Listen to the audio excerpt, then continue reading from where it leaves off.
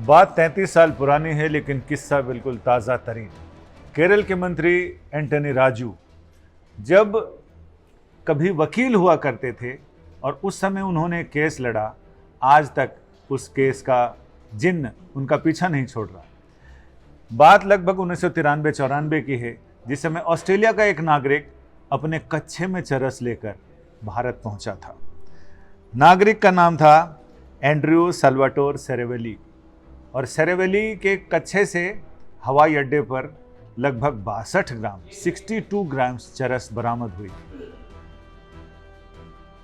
सेरेवेली मुकदमे में गिरफ्तार हुए और एंटनी राजू के ऊपर जिम्मेदारी आई, वो उनके वकील हुए। वकील साहब ने क्या क्या तिकड़म भिड़ाई, उसको लेकर ये 33 साल पुराना किस्सा आज भी उतना ही दिलचस्प है, उतना ही जीवन। अब सुनिए इसमें क्या हुआ।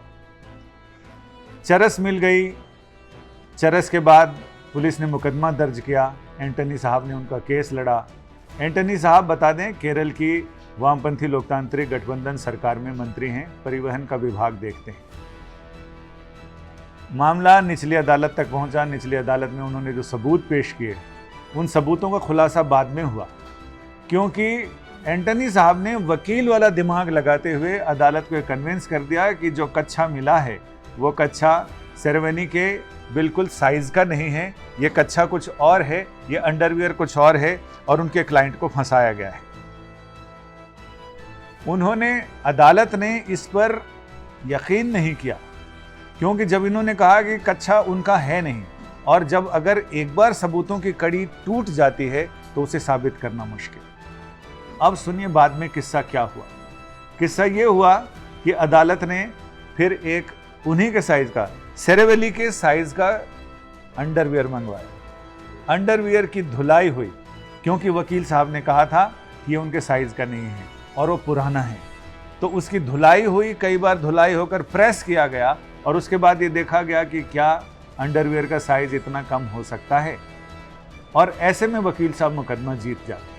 वकील साहब मुकदमा जीत गए, सेरेवेली अपने देश वापस चला गया और मामला सबूत के अभाव में, सबूत की कड़ियां ना जुड़ने की वजह से मामला खारिज हो गया। लेकिन कहते हैं ना कि कच्छे में अगर चरस बो दी जाए तो वो जब तक काटते रहो बढ़ती जाती है।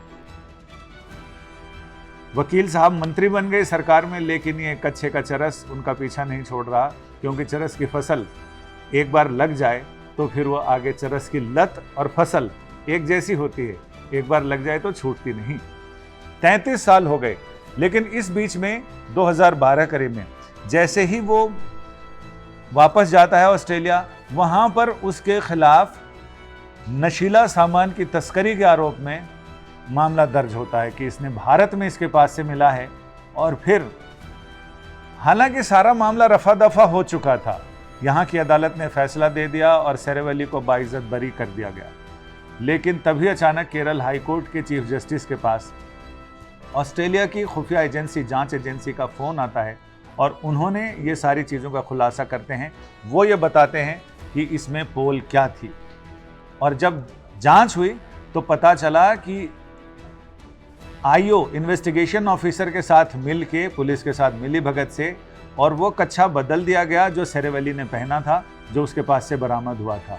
छोटे साइज का कच्छा मंगवा दिया गया और इसके बाद इसे साबित करने में बिल्कुल कोई दिक्कत नहीं हुई राजू साहब को। इस पर मामला फिर से शुरू होता है और फिर केरल हाई कोर्ट ने इनके खिलाफ और जांच, नए सिरे से जांच करने की बात कही। सुप्रीम कोर्ट में जस्टिस सीटी रवि कुमार और जस्टिस संजय कुमार, इन दोनों की पीठ में मंगलवार को मुकदमा लगता है और इन्होंने फिलहाल केरल सरकार को नोटिस जारी किया है। नोटिस जारी कर ये पूछा है कि आखिर ये किस्सा होता क्या है। हालांकि इससे फौरी तौर पर मंत्री, केरल सरकार में मंत्री एंटनी राजू को थोड़ी राहत ज़रूर मिली है, लेकिन कहते हैं ना कि कच्छे चरस कभी पीछा नहीं छोड़ती, और वो भी चरस वाला कच्छा उनका पीछा अभी तक नहीं छोड़ पाया है। आगे भी मुकदमा कब तक चलेगा, क्योंकि जब तक कच्छे की चरस ऐसी बो के गए हैं सेरेवेली कि वो चरस जितना काटो उतनी बढ़ती जाती है। एंटनी साहब काटते काटते परेशान हैं और बाकी लोग छांटते छांटते परेशान हैं।